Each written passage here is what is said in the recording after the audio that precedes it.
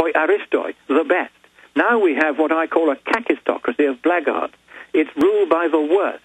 People who have absolutely no moral principle. They don't care how many people they kill with their policies. They don't care that countries in the third world are going to be poor and are going to be starved. There is a direct correlation between the amount of CO2 that you burn in a nation per head of population and the longevity and prosperity of the population. The more CO2 you burn, the longer you live. The less CO2 you burn, the more your children die young. These figures are absolutely plain, and it is an outrage that people like Holdren dare to say that they want to stop the world from burning CO2 when they must know that the consequence of that policy will be to do what is already happening, to kill people in the poorer countries who need, above all else, to use fossil fuels to lift themselves out of poverty, because it's only if you do lift yourself out of poverty and become reasonably prosperous as a population as a whole, not just a few elite in the middle, but the whole population becoming more prosperous, that, and only that, is what stabilizes the population and reduces the world's footprint on the planet and allows other creatures to live with us without being crowded out. So but Lord Monckton, that we go on burning fossil fuels. Lord Monckton, I mean, the fraud is so obvious where they were saying global cooling, then it was global warming. Now they say climate change. The oceans are going to turn into acid. I mean, they keep saying the science is all settled when they're all manifest quack frauds who all of them write books about planetary governments forcibly cutting off resources to kill the majority of us, drugging our water supplies to sterilize us. I mean, these people are Hitlerian. And as you know, being a man of letters and history, that Hitler got his ideas from the eugenicists in England and the United States, and that these are simply a bunch of little Hitlers masquerading as liberal bleeding hearts. They are murderous criminal control freaks.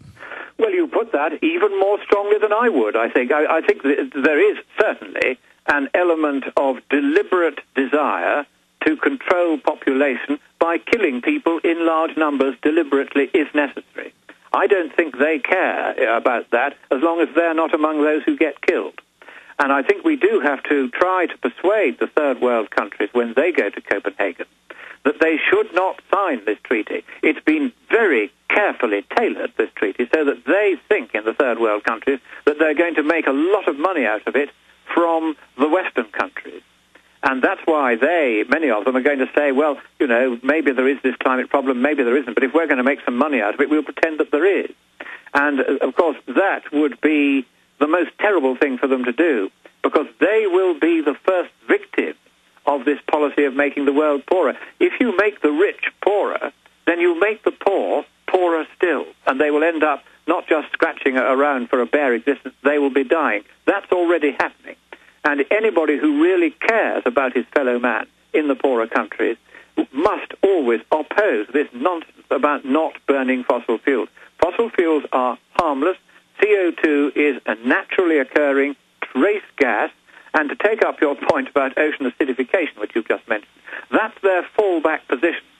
We've now had 15 years with no global warming. We've had 9 years of rapid global cooling, though they've been doing their best to conceal that. In public, they've been saying, oh, but 8 of the last 10 years or 10 of the last 12 years have been the warmest on the record, without telling us the record only goes back 150 years. But then they say internally, oh, look, you know, Monckton is right. The temperatures really have been falling for 9 years, and we can't explain it, and what a travesty that is. So publicly they're saying the science is settled, you're all doomed unless you close down the economies of the West, whereas privately they're saying to each other, we've got it wrong, that none of this adds up, and it's a travesty that we can't explain it. And so they now say ocean acidification is the problem. No, it isn't. There has been 20 times as much CO2 in the atmosphere as there is today. Let us go back, say, to the Cambrian era, 550 million years ago. Ah, yes, I remember it well. At that time, 20 times as much CO2 in the atmosphere as there is today. And that was the time when the calcite corals first came into existence. So all this bedwetting nonsense about the corals dissolving in 20 years, as Al Gore has been saying, because of ocean acidification, there is no scientific basis for that at all. It physically can't happen because CO2 is only ranked 7th in the substances in the sea that could, in theory, affect the acid-base balance, but it, in fact, serves a role as the pivot or hinge around which all the others operate, and you can add as much CO2 to the ocean as you like, and it simply won't make any difference to the acid-base balance. The whole thing's nonsense. Lord Monckton, going through a bunch of subjects, I want to play a clip in a moment of Herman Van Rompuy, the new EU head of this expanded dictatorial EU. I'd like you to talk about the nature of the world government, because some liberals say, oh, a wonderful world government, peace, peace. This, as you say, is a dictatorial group of control freaks, the type of world they want to build. But is this not the Achilles heel? Because if we have Van Rompuy and if we have Ban Ki-moon, the head of the UN, and all of these top New World Order globalists saying the global carbon tax, environmental, neo-feudalistic serf system is the key to our world government, exposing then their carbon tax as a fraud will kill 30 years of a program they've been building in the background. And why do you think they're now coming out of the closet and admitting world government? I think they're admitting it simply because they were caught out.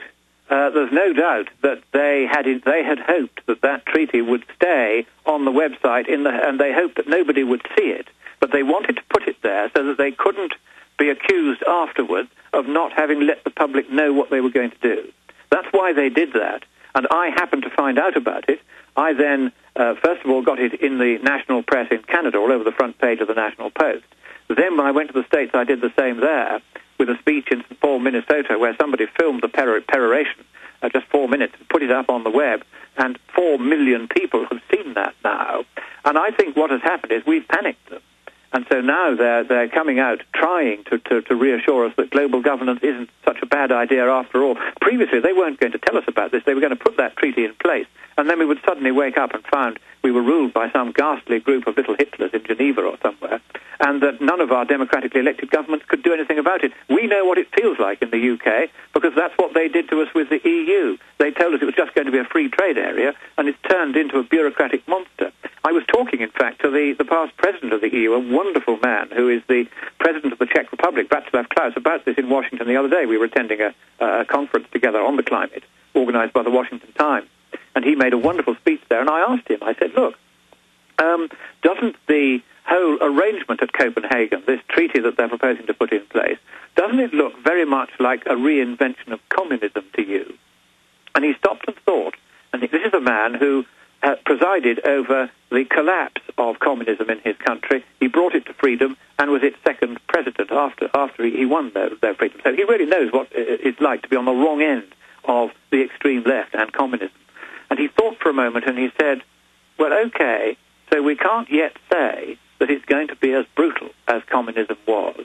But he said, apart from that, the similarities between communism and this treaty are far too many and far too close for comfort. I thought that was a very good answer. Well, sir, I mean, how can we not look at the police states being erected across the Western world, the surveillance, the citizen spies, British parents having to get a license to go to a public playground with their children, warrantless DNA checkpoints here in the United States. I mean, clearly, we see a world government forming by the bureaucracy that is to be enforced at the barrel of a gun. Well, I'll tell you what I think we can do about it, because I think we now need to organize. And I think what we need to do is to form the first worldwide political party. And this worldwide political party, which will operate and fight elections in every country, will simply be called the Freedom Party.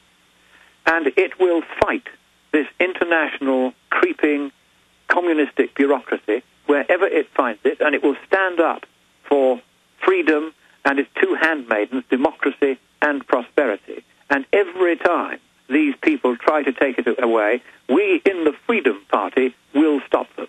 And I think that now is the time. I think people are all over the world absolutely fed up to the back teeth with the bureaucratic political class lording it over them in this way, in a way far more intrusive than anything the aristocracy of old used to do or even could do. They're using all the weapons, as you rightly say, of modern surveillance.